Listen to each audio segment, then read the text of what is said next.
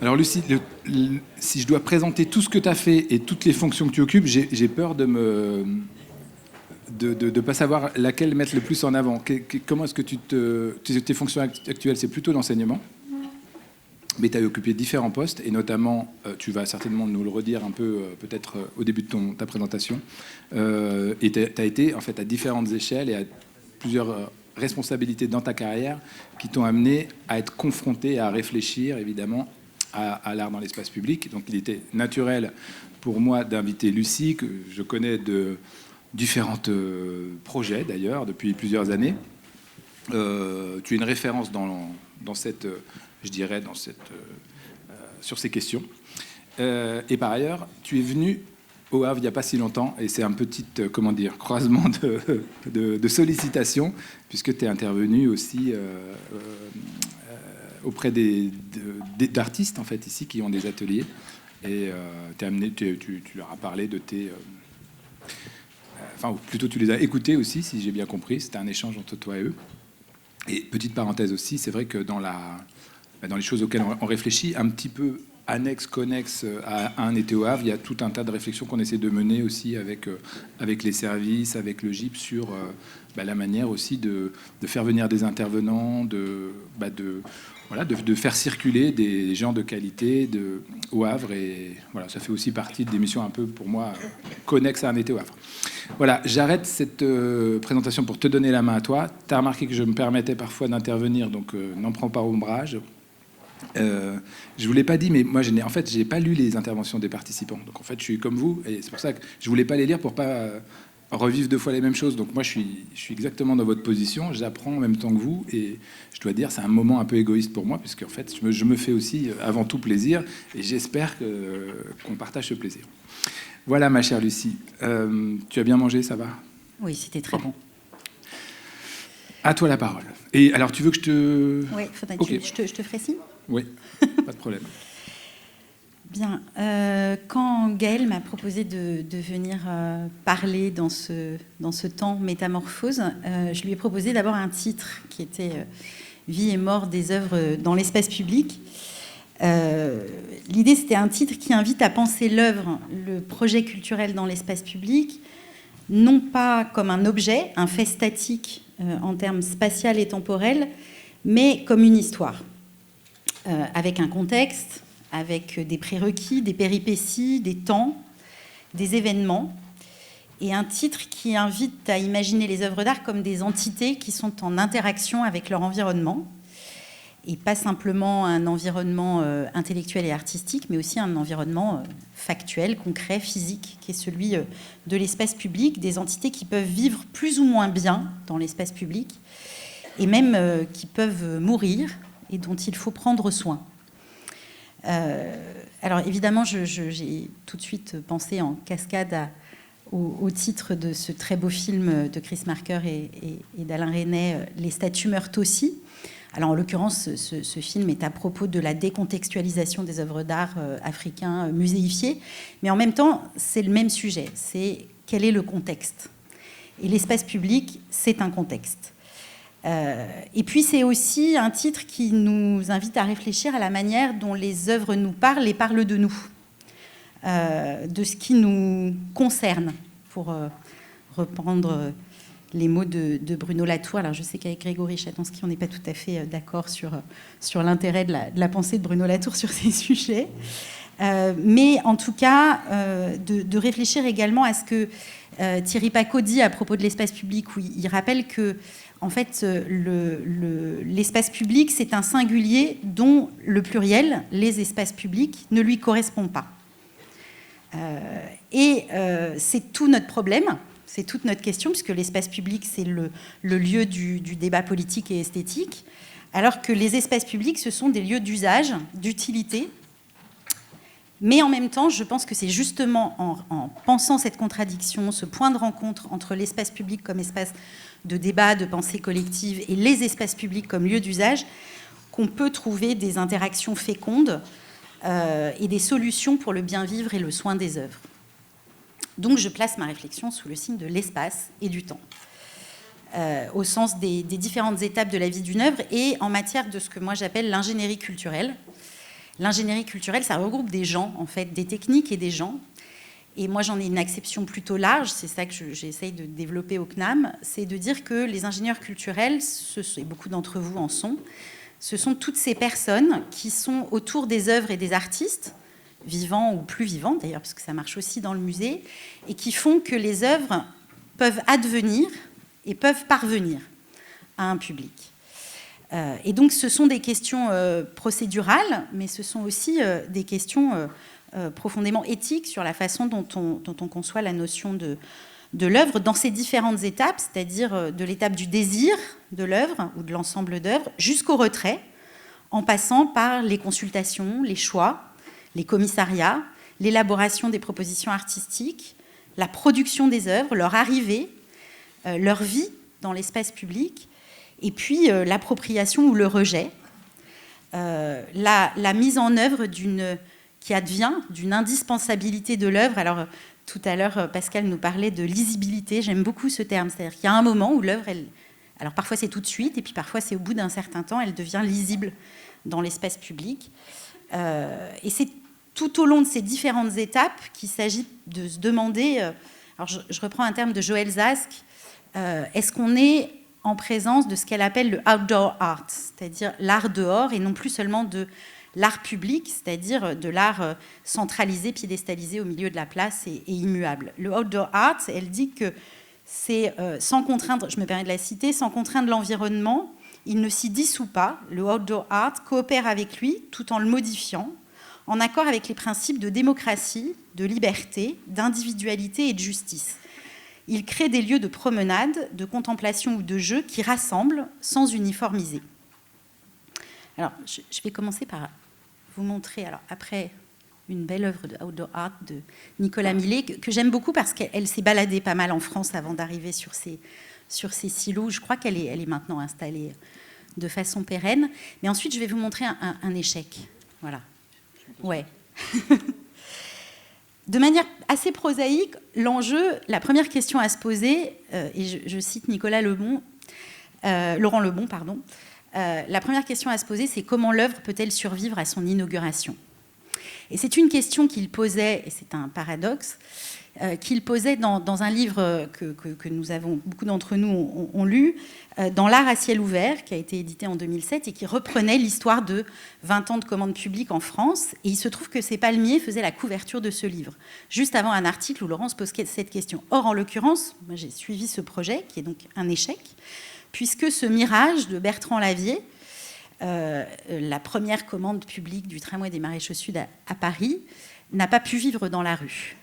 Une déficience technique a fait que les palmiers ont très vite arrêté de se lever. C'est une œuvre qui donc n'a pas pu vivre dans la rue. Est-ce que tu peux décrire le principe ? Alors le principe, c'était en fait sur le pont qui s'appelle la Poterne des Peupliers, au passage du tramway, de façon aléatoire, les palmiers se levaient. Et en fait, très rapidement, ils n'ont pas pu se lever. Et comme il n'avait pas été anticipé et prévu avec l'artiste, qu'est-ce qui se passait si ça ne marchait pas ? On a fini par démonter l'œuvre, la stocker, il ne s'est plus rien passé. C'est-à-dire qu'il n'avait pas été envisagé... Que ça ne marche pas. Que ça ne marche pas, voilà. Ce qui était, enfin, je veux dire, on imagine la poésie de ce projet. Hein, c'est quand même assez marrant. C'est-à-dire qu'effectivement, le tramway passe et puis les trucs se lèvent comme ça, presque comme dans un dessin animé, quoi, en fait. Exactement. Mais ça ne marchait pas. Et pour moi, ce projet, il est absolument emblématique des problématiques de l'ingénierie culturelle, c'est-à-dire comment se penche ou se penche pas, collectivement, commanditaires, commissaires, artistes, professionnels de la production et de la conservation, pour penser le après l'inauguration. Et pour essayer de le penser, il faut avoir en tête que les espaces publics, ce sont des espaces de conflit. Ce sont des espaces de conflit matériels, d'investissement, d'usage, de météorologie aussi, de mémoire, de discours, d'esthétique. Et l'art, quand il est dans l'espace public, qu'il ait été désiré, convoqué, imposé, qu'il advienne par décision ou par effraction, il est toujours partie prenante à ces conflits. Et moi, la question, c'est quelles sont les pistes pour essayer de penser le conflit ? Il n'est pas évitable, en fait, en réalité. Alors, parfois, il est tout petit, parfois, c'est juste un tag, parfois, c'est... Mais il y a, de toute façon, à l'irruption de l'œuvre, un conflit. Et la première piste que j'ai envie de poser, c'est comment est-ce qu'on envisage l'interaction entre les œuvres, l'espace public et les personnes qui l'empruntent. Et pour ça, ça demande d'abord de se dire qu'on ne sait pas. En fait, on ne sait pas ce qui va se passer. On ne sait jamais ce qui va se passer. Il faut accepter que les usages ne soient pas forcément ceux qui ont été prévus, ou même que l'œuvre ne sera pas forcément une œuvre, ou en tout cas pas perçue comme telle. Et puis surtout que on l'aimera ou on ne l'aimera pas, et puis que ça pourra prendre du temps. Et je voudrais montrer à cet égard cette œuvre de Claes Oldenburg qui s'est beaucoup posé cette question, et qui nous invitait à aider l'art à apprendre à rire, c'est-à-dire aider l'art, les œuvres elles-mêmes. Et je crois beaucoup à cette notion de personnification de l'œuvre, c'est-à-dire dire, à un moment donné, elle a sa vie propre, l'œuvre. Et ça marche ou ça marche pas, et il y a un moment donné, il faut qu'on arrive à rire avec elle.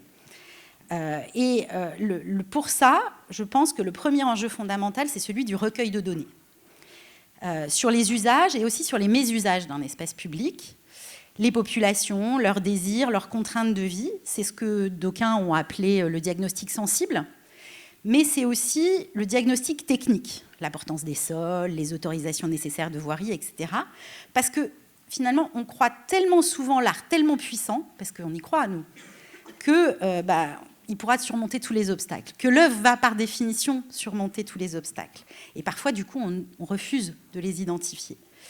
Et ça, c'est le rôle des ingénieurs culturels. Aider à identifier les obstacles, et puis penser la façon dont il y a beaucoup de monde autour des œuvres.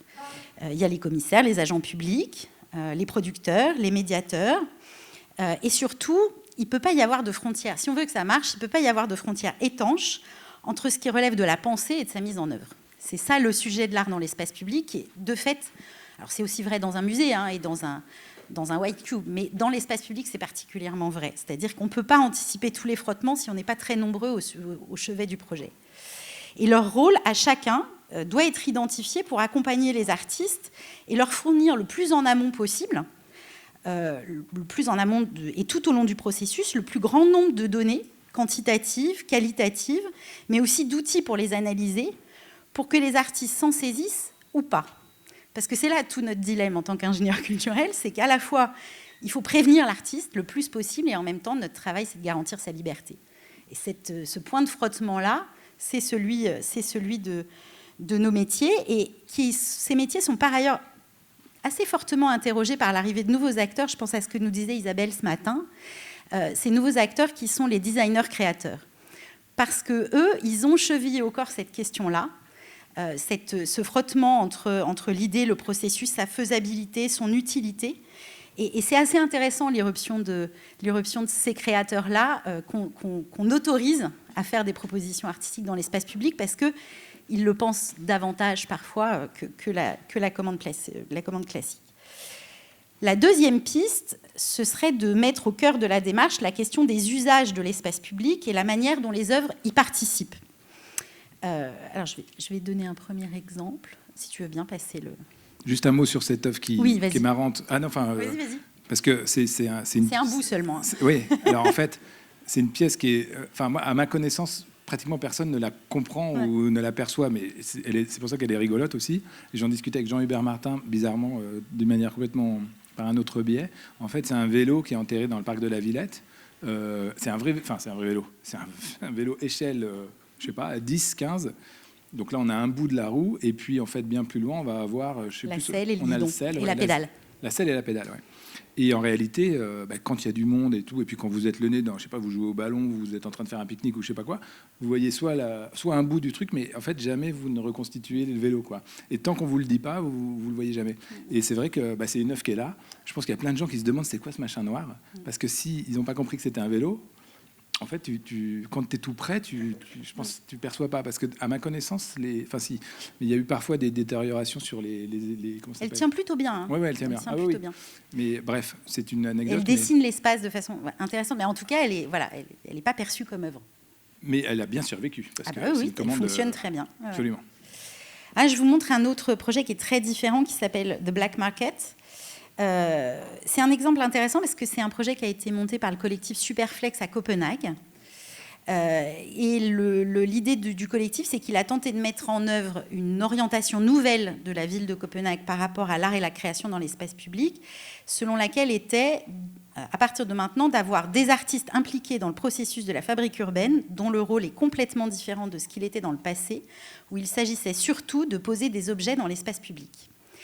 Et avec les habitants, le collectif Superflex a travaillé pendant 2 ans à faire un tour du monde, en fait, des objets pouvant participer à l'usage d'une place qu'ils ont rapportée du monde entier. Et donc, vous avez la pieuvre japonaise, vous avez les tables de jeu hongroises, vous avez la fontaine tunisienne, vous avez les poubelles londoniennes, vous avez... Et ce qui est assez remarquable dans l'un des quartiers les plus populaires de Copenhague, c'est à quel point, moi j'y suis allée plusieurs fois, il date de 2012, on a l'impression qu'il a été inauguré hier. C'est-à-dire qu'il est... c'est même pas respecté, c'est-à-dire qu'il fonctionne. Voilà, il fonctionne. Et là, il y a eu un travail approfondi de dire c'est un lieu d'usage avec une proposition artistique, mais c'est un lieu d'usage et on va le co-construire avec les habitants. Je vais vous montrer un autre exemple qui est la station d'Anita Molinero, parce que parfois les œuvres, elles sont intégrées directement dans un processus d'usage, c'est-à-dire qu'on souhaite que leur matérialité même ait un usage. Or, s'il y a un usage, il y a des procédures, des matériaux possibles, des règles de maintenance, tout n'est pas possible. Et l'œuvre, elle doit évoluer avec l'espace public. Or, ça demande souvent à l'artiste de repenser assez fondamentalement les modalités de son travail, y compris de son médium de prédilection. Et dans ce cas, notre rôle, c'est de l'accompagner sans qu'il se perde. Je vais me permettre de passer deux images. Voilà, parce que le travail d'Anita Molinero, si certains d'entre vous le connaissent, c'est plutôt ça. C'est-à-dire du plastique, du métal, dans une position de transformation qui le fait passer du déchet à l'œuvre d'art, dans un résultat qui est extrêmement fragile. Donc évidemment, c'est un petit peu compliqué. À partir du moment où il a été choisi, comment est-ce qu'on pouvait l'accompagner pour conserver le caractère de préciosité de son travail, tout en construisant une station de tramway qui allait vraiment devoir abriter les voyageurs de la pluie et qui allait vraiment devoir être nettoyée. Et si on revient au résultat, à la diapo d'avant, alors il n'y a pas de doute, c'est un résultat très clairement Anita molinérien, puisqu'on retrouve ces catènes de voitures à plusieurs endroits, et en même temps, à travers cette œuvre, et elle le dit elle-même d'ailleurs, elle a trouvé une nouvelle piste à son expression artistique, qu'elle n'a pas forcément réitérée après. Et elle dit qu'elle en a fait un projet qui est à la fois Anita molinérien et RATPien. C'est-à-dire que, de fait, elle a eu un accompagnement très précis, très long, de la part de la RATP, et elle a fait quelque chose qui ne ressemble absolument pas à ce qu'elle fait d'habitude. Je confirme. Parce que ce qu'on a vu, les poubelles, c'est Anita, elle travaille avec, moi je la surnomme la queen de l'art français, parce qu'elle a quelque chose enfin bref, c'est une figure, c'est vraiment une personnalité. Figure. Et elle travaille notamment avec des chalumeaux, elle brûle en fait le plastique. C'est un travail qui est très violent, je veux dire, dans sa mise en œuvre, mais qui devient très poétique au final. Et effectivement, c'est pas évident de la... Mais la poétique est encore là. Si tu regardes dans la slide d'après, c'est bien Anita qui est là. Bien sûr. Ça, là, vous le voyez peut-être pas très bien dans l'angle, mais c'est des phares de voitures en fait brûlés aussi, qui deviennent comme des bijoux. C'est très étrange, comme des fleurs, un peu qui deviennent un peu organiques. C'est des trucs qu'elle récupère dans des casses, quoi, oui, tout à fait, du déchet. C'est des déchets, oui. Alors, ça s'avère un tout petit peu compliqué quand cet usage est facultatif, parce que ce qui fait la réussite de ce projet, c'est qu'on n'avait pas le choix. C'est-à-dire qu'à la fin, il fallait quand même que ça soit une station. Donc, la RATP a dit, il y a un moment, il va falloir que ça soit une station. Le problème, c'est quand l'artiste a un projet qui intègre une valeur d'usage dont on n'avait, entre guillemets, pas besoin dans l'espace public. Et là, on ne sait pas toujours faire. Je vais montrer un exemple aussi. C'est celui des fontaines de Pascal Martin Tailloux, des points d'eau. Alors c'est une très jolie idée, c'est-à-dire que les figures ont des points qui sont censés être des fontaines. Et en fait, ça n'a jamais marché. Pourquoi ça n'a jamais marché ? Parce qu'on a considéré que la totalité de cet objet, de cette entité, était une œuvre d'art. Et si on veut qu'il y ait un usage dans l'espace public qui soit un usage classique de l'espace public, que ce soit s'asseoir, prendre de l'eau, s'abriter, ou etc., eh bien, il y a un moment donné, il faut que ce qui relève du mécanisme rentre dans les logiques de maintenance. Et ça, en France, on ne sait pas toujours le faire. Et juridiquement, ce n'est pas simple, parce qu'il faut vraiment envisager de faire rentrer dans les processus de maintenance normaux des objets qui ne sont pas faits pour ça, puisque ce sont des œuvres d'art, et qu'on ne peut pas restaurer la partie mécanique de la fontaine. C'est d'ailleurs l'énorme problème qu'il y a régulièrement sur la fontaine Stravinsky, où les ayants droit continuent à vouloir qu'on restaure, y compris les mécanismes de Tinguely qui ont quand même été faits de bouts de ferraille qu'il a trouvés dans la forêt, à l'identique. Ce qui évidemment n'est pas du tout compatible avec les traitements d'eau de la ville de Paris, en fait. Donc on va la restaurer, puis on la restaurera dans 2 ans, et puis voilà. Mais ça, c'est une vraie question. C'est-à-dire que c'est pas possible de prendre à la légère l'envie, le souhait d'un artiste d'avoir une valeur d'usage non prévue dans l'espace public sans se poser véritablement cette question. Juste une précision, la fontaine Stravinsky, vous la connaissez certainement, mais c'est pas toujours... C'est Niki de Saint-Phal et Tinguely. Niki de Saint-Phal et Tinguely, à côté du centre Pompidou. C'est la fontaine où, si vous êtes allé au centre Pompidou, ben, vous avez une chance sur 2 de la... Enfin, non, vous avez 9 chances sur 10 de l'avoir vue sans eau, un peu dégradée. Et effectivement, c'est un problème qu'on a sous le nez tous les jours, en tout cas à Paris, quand on passe au centre Pompidou. Là, c'est exactement le problème de ce que tu viens de décrire. Alors, après les valeurs d'usage, il y a une 3e piste pour penser ce soin des œuvres, c'est de tenir compte de la question du temps. Et notamment en sortant, parfois, pas toujours, de l'alternative entre pour une nuit ou pour toujours. Alors, qu'on ne se méprenne pas, moi je pense que c'est absolument fondamental d'avoir l'installation d'œuvres pérennes, parce que je pense qu'elles sont indispensables à la création de l'image commune d'un territoire, qu'il est nécessaire parfois de fixer la mémoire sans limite de temps. Et de fait, c'est indispensable si on veut avoir des gestes suffisamment forts pour que, comme tu le dis, la ville du Havre, elle est aujourd'hui identifiée par ses œuvres d'art parce que certaines d'entre elles ont été pérennisées, et c'est bien le temps qui fait ça. Et de la même manière qu'à Tours, on en parlait hier soir, je ne sais plus avec qui, le monstre de Xavier Veillant, il y a un moment donné, c'est parce qu'il est pérenne qu'il crée la place du monstre et qui crée... Voilà. Néanmoins, il ne faut pas se priver d'une part d'expérimenter d'autres modalités et d'autres durées, et ne pas se priver d'avoir, et ça c'est pas encore complètement dans notre culture, et c'est pour ça que c'est intéressant au Havre, parce que c'est ce que vous faites, d'avoir une logique d'observation et d'adaptation pragmatique sur la vie des œuvres. Alors, je vais montrer quelques exemples de comment on voit le temps un peu différemment. Ça, c'est un projet de Randa Maroufi. C'est un projet qui s'appelle Les Intruses, qui a été réalisé dans le cadre d'un appel à projet dont j'ai eu la chance et la malchance parfois de m'occuper, qui s'appelle Embellir Paris. Et c'est une œuvre qui a été produite par l'Institut des cultures d'islam avec le soutien de la Fondation Emmerich.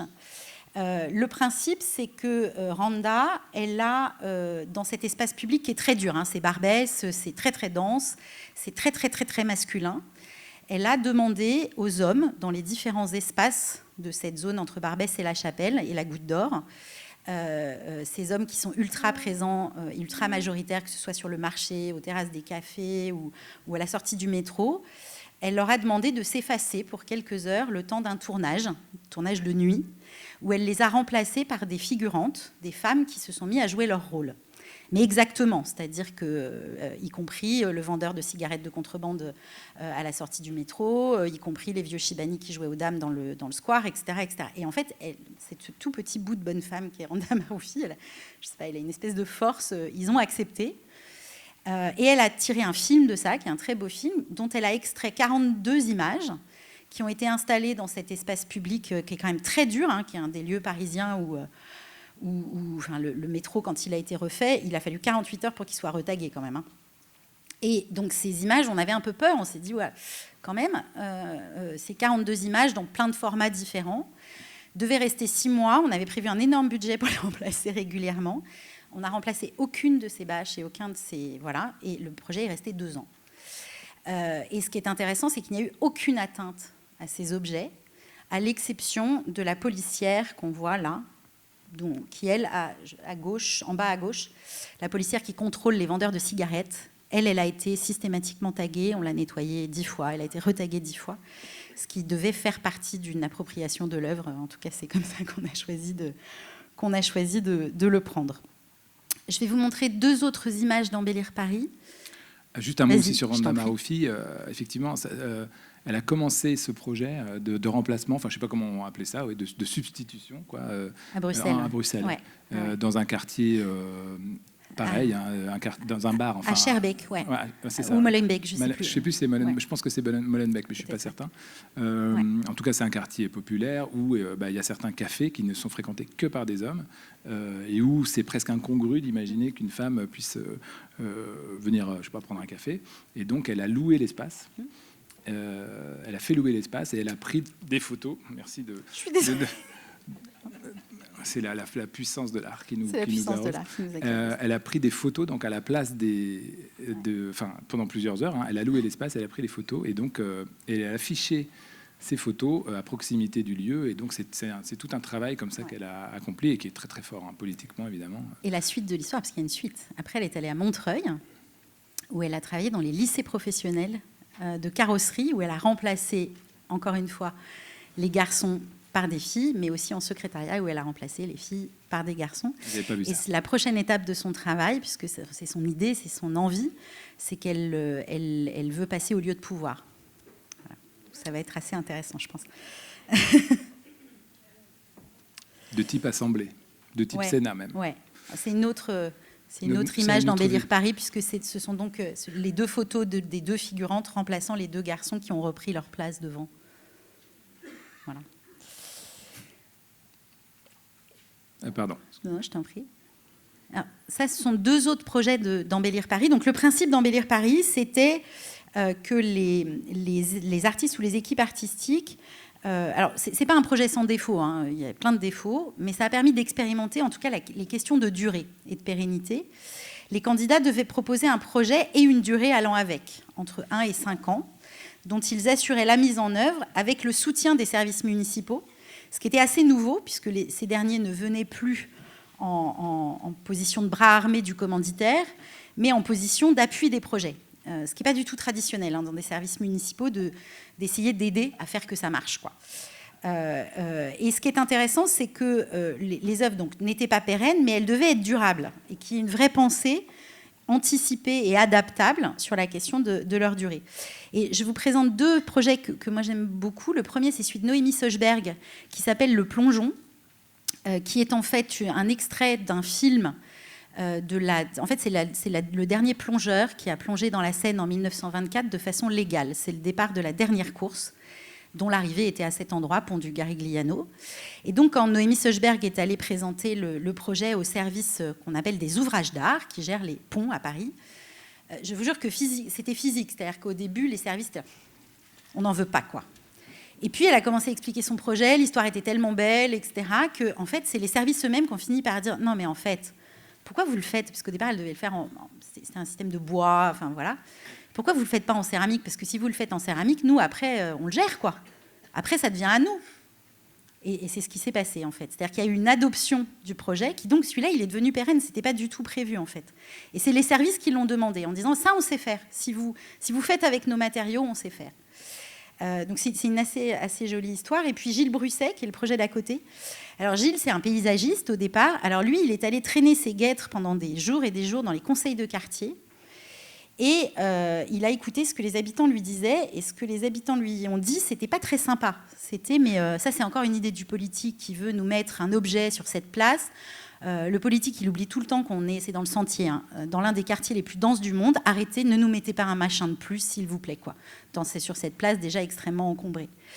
Et Gilles a donc décidé de faire un projet pour les habitants, qui ne se voit presque pas, puisque, en fait, il a pris cette petite place en pente, qui est la place d'Alexandrie, qui a une petite pente, quoi. Et il a remplacé les joints des dalles par des miroirs à partir desquels les habitants voient le ciel.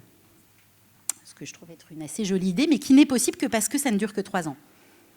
C'est de l'inox poli, en fait, ouais.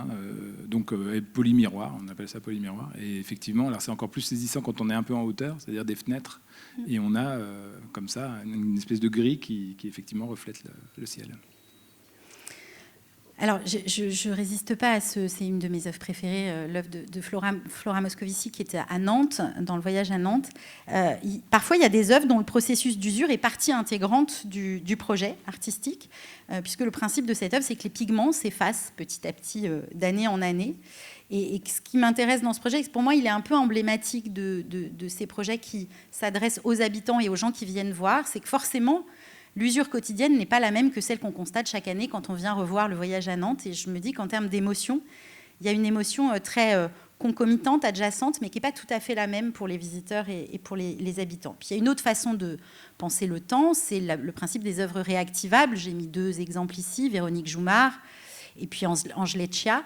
Ces œuvres qu'on retrouve régulièrement, alors soit à la même place, c'est le cas d'Angèle Chia, soit itinérantes et qui bougent, ce qui est aussi un axe intéressant pour repenser la question de la temporalité. Et puis il y a évidemment des artistes comme Felice Varini, dont la question du temps moyen, c'est-à-dire pas pour une nuit et pas pour toujours, est inhérente au projet, puisque pour déployer sa poésie, sa perception spécifique de l'espace, ça nécessite une certaine durabilité dans l'environnement, mais en aucun cas une pérennité. Tout le monde voit ce que c'est. Je pense à nos plus jeunes. C'est une anamorphose, en fait. C'est une anamorphose. Vous avez déjà vu ça. C'est en fait là, on est dans l'axe, je dirais, le point de vue idéal qui est monocentrique. Vous n'auriez pas la classe d'art plastique qu'on avait déjà vue, c'est ça? Ah, je suis content de vous revoir. C'est super. Je me dis non, mais on s'est déjà vu. D'accord. Et donc, vous leur avez enseigné, madame. Vous leur avez montré. Magnifique. C'était pas préparé. Hein. Voilà, vous voyez. Donc, comme quoi, ce qu'on apprend à l'école, ça existe en dehors. Et donc, voilà. En fait, quand on se déplace, on voit des couleurs et des formes géométriques. Et puis, il y a un endroit où ça se reconstitue, où ces carrés se reconstituent et où on a cet effet de plan très, très étrange dans la réalité. Et Felice, il le dit lui-même. C'est-à-dire, il ne faut pas que ça dure trop longtemps parce que l'effet s'use. C'est-à-dire que c'est fait pour ne pas durer au-delà de 6 mois, par exemple, ou 3 mois. Et il pense ça de façon très interagissante avec sa structure de production, qui est toujours la même, que vous connaissez tous. Bon, je ne résiste pas quand même sur la question des œuvres non durables, pensées pour être non durables. Il y a des œuvres dont la disparition est même au cœur du projet. Alors, la plus célèbre d'entre elles, c'est celle-là, c'est Jochen Gertz, le monument bourgeois contre le racisme. Pourquoi cette photo a l'air très vieille? Parce qu'en fait, l'œuvre, elle s'est progressivement enfoncée dans le sol et aujourd'hui, elle n'est plus visible et ça fait partie du processus d'être sur un fantôme d'une œuvre, puisqu'il ne reste plus que le sommet de l'œuvre, comme quoi tout est possible. Alors, je n'ai pas pu m'empêcher aussi de dire que parfois, les choses ne se passent pas comme prévu et que parfois, on est y compris... en tant que professionnel de ces questions, et parfois les gens s'emparent des choses et leur donnent un sens auquel on n'avait pas du tout pensé. Parce que ça, c'est la flamme à l'Alma Marceau, qui est en fait la réplique de la flamme de la Statue de la Liberté. Ça n'a absolument rien à voir avec Candle in the Wind, la chanson de Lennon, vous allez me la retrouver, d'Elton John, chantée au moment de la mort de Lady Diana. Mais sauf que c'est au-dessus du pont de l'Alma et que donc... il y a beaucoup de gens qui sont persuadés que ça a été installé pour ça.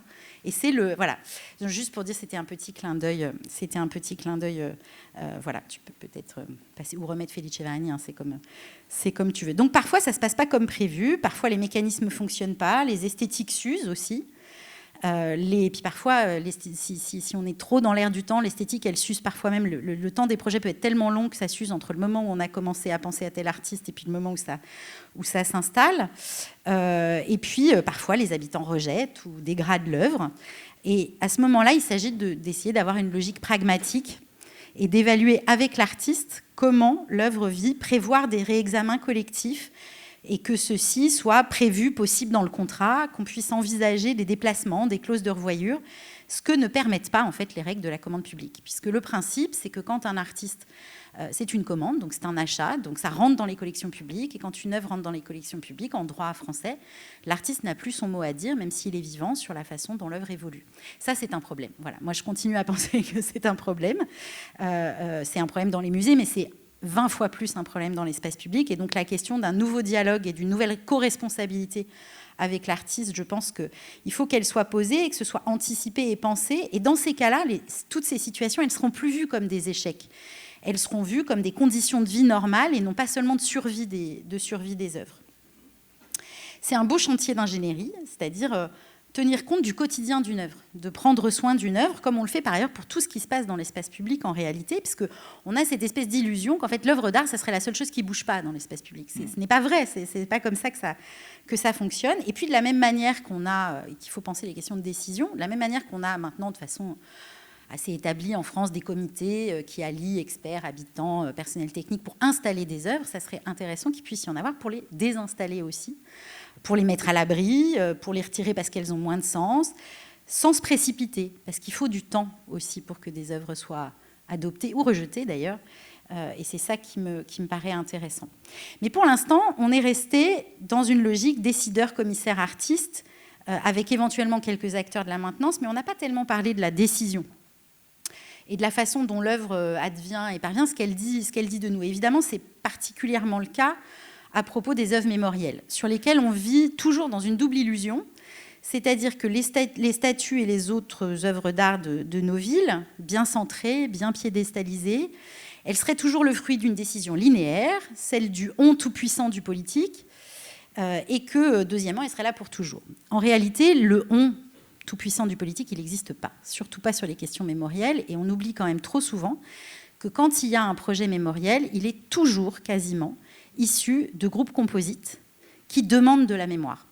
Et ça, en abolissant cette question-là, on abolit la possibilité de la complexité du processus. On le vit beaucoup à Paris en ce moment, et j'y participe un peu sur la question de lieux de mémoire sur les attentats, qui est extrêmement complexe, où les associations de victimes sont très présentes. Et si on ne se donne pas ce temps, si on n'a pas la profonde conscience qu'en fait, il n'y a pas un on tout-puissant qui décide, mais que c'est l'objet de gestion de ces fameux conflits dans l'espace public, je ne pense pas qu'on puisse véritablement y arriver. Alors bien sûr, quand on a des processus décisionnels de commissariat qui ne sont pas des sujets de mémoire, c'est plus facile, et d'ailleurs c'est ce que vous arrivez à faire ici. Mais quand on touche à la mémoire, ça devient tout de suite plus compliqué. Sachant que là où c'est intéressant, c'est que souvent, si on se donne ce temps-là, la forme envisagée de l'objet, elle évolue énormément. C'est comme ça qu'on a des jardins, c'est comme ça qu'on a plein de choses.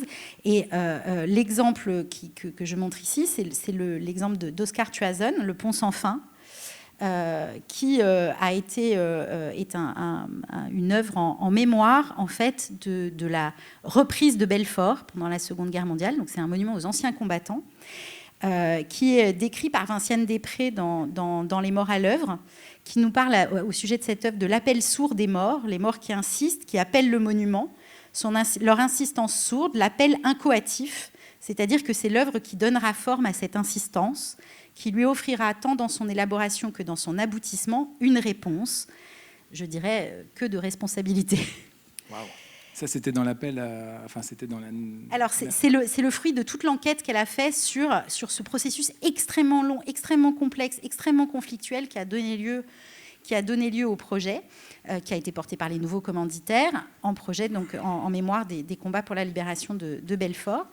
Et ce projet, il montre qu'une commande, c'est une histoire, avec beaucoup de monde pour la construire, parce que, et elle cite d'ailleurs Gilles Deleuze, une citation que j'ai souvent utilisée à ce sujet, c'est-à-dire que l'acte du monument, ce n'est pas la mémoire, c'est la fabulation. Et en l'occurrence, cette œuvre, elle s'accompagne de la construction d'une fiction, c'est-à-dire que les jeunes de la cité du Bois d'Ascaux, qui est juste à côté, se sont vus devenir des descendants fictifs mais réalistes des fameux anciens combattants. Et pour cette œuvre, tout a fait obstacle, c'est-à-dire le matériau qui était le bois, qui allait devenir des allumettes que les jeunes feraient évidemment cramer, la nationalité de l'artiste qui est américain, tout a fait débat, tout a fait bâton dans les roues, mais c'est aussi, et c'est ça qu'elle examine dans le processus, c'est aussi parce que le matériau est le bois et que donc finalement il est suffisamment fragile pour qu'on se dise c'est démontable, que l'artiste est américain et donc neutre, etc., qui a fait que ça a marché. Et c'est ça qui est intéressant dans cette gestion du conflit. Je pense que c'est un bel exemple d'œuvre de outdoor art, comme le dirait Joël Zask, parce qu'il a fallu jouer avec elle et lui donner un rôle au sens théâtral du terme. Et puis pour terminer, je voudrais dire un mot des œuvres d'art en paradigme écologique. Et alors pour ça, et des questions que ça pose sur l'espace public, et pour ça j'ai choisi 2 œuvres historiques. J'aurais pu en prendre plein de récentes, mais en fait je pense que c'est bien de repartir et de redonner à ces 2 femmes que sont Agnès Dénès et Patricia Johansen, de leur redonner aussi l'histoire qu'elles méritent.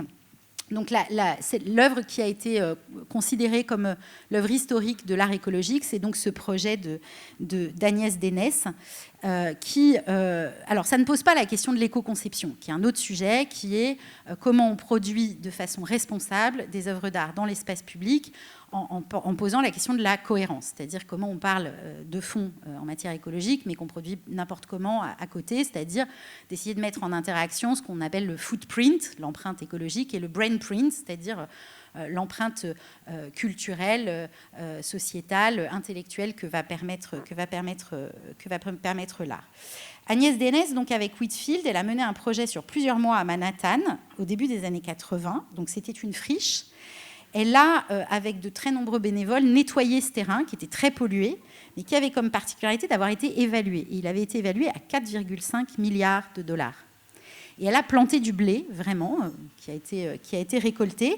Et elle a évalué, et même vendu d'ailleurs, ce blé au cours du blé de la bourse de New York. Il y a une bourse de céréales à New York, et en fait, c'était 800 $.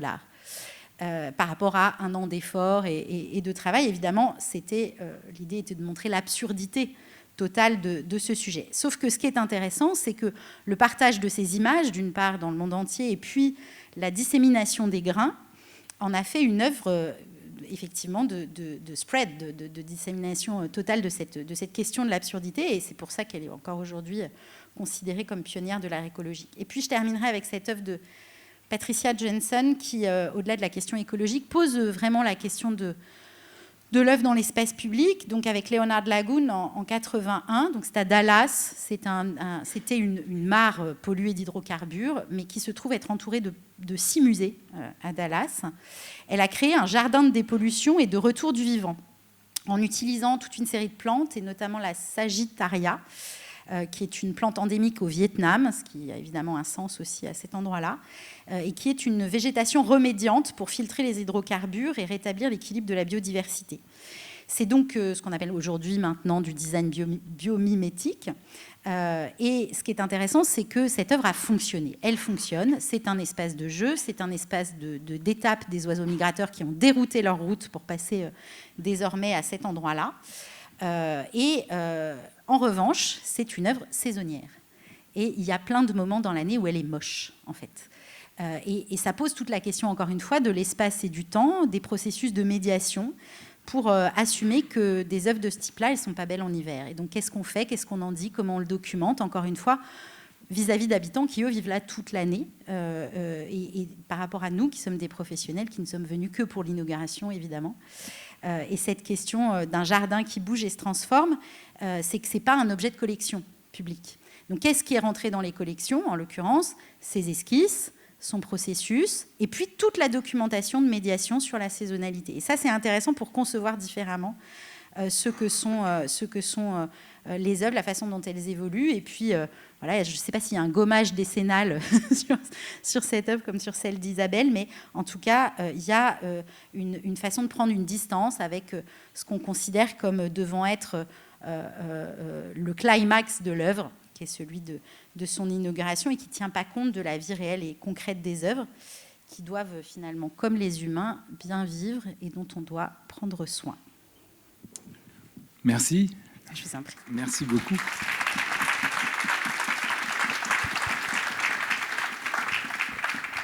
Alors, je ne sais pas si quelqu'un avait un exposé à faire sur la question, mais là, si vous avez pris des notes, vous avez...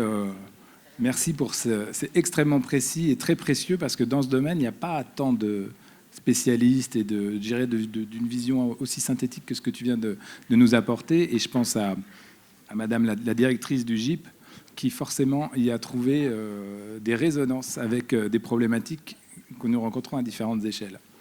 C'est le moment où le micro va circuler dans l'Assemblée pour que vous puissiez poser une éventuelle question.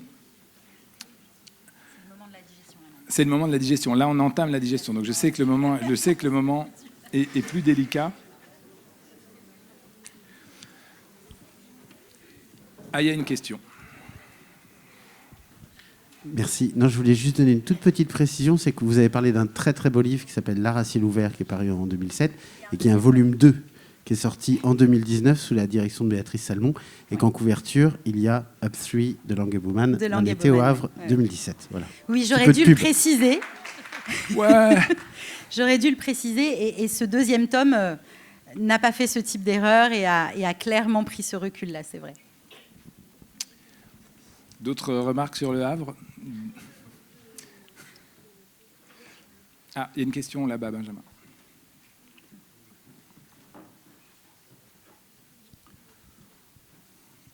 Merci. Oui, bonjour. J'ai beaucoup apprécié ce que vous avez dit sur la question du monument, comme quoi ce n'est pas tant la mémoire, mais la fabulation. Et je trouve que ça rebondit bien sur l'œuvre de Jochen Gertz, qui justement n'utilise pas de mots qui accompagnent toujours le monument. Il n'y a pas de monument sans mots, enfin dans la tradition en tout cas, et qu'il profite de l'effet oral possible du fait qu'un visiteur va montrer à quelqu'un d'autre ce monument et par la parole lui dira comment il fonctionne, et il recrée de la fabulation et il recrée de l'oralité. Et c'est vrai que c'est une idée assez géniale. Une œuvre, j'allais dire une œuvre réussie dans l'espace public, c'est une œuvre qui va produire elle-même son épitexte et son paratexte. C'est-à-dire qu'à un moment donné, tout ce qu'on va dire d'elle, y compris ce qu'on n'avait pas prévu, est une réussite. Enfin, c'est exactement ça, ouais. Les mots doivent venir, en fait. Ah oui, je crois. Et puis c'est les histoires, enfin, c'est ce qui est passionnant, c'est que, comme tu le dis, là, il y a cette question du jour, de la nuit, de ce qui se passe la nuit, de ce que... Je pense à la Catène près d'ici. Voilà, moi, enfin, on travaille pas très loin, nous, au GIP, et on voit des scènes en permanence, des scènes de vie. Et l'œuvre devient une espèce de contexte de vie, en fait, où se passe je ne sais combien de promenades de chiens, de photos, de selfies, de tentatives d'escalade, de jeux. Et voilà, ça devient une sorte de... Oui, c'est ça, c'est exactement ce que tu dis. Ça devient une multitude de récits possibles. Et c'est une des réussites. C'est pour ça qu'à partir de ce moment-là, il n'est plus question de dire j'aime ou j'aime pas, puisque ça fait partie d'un élément en plus très symbolique, très identifiable. Je pense que c'est là où ça réussit, effectivement. Oui, Benjamin, au milieu.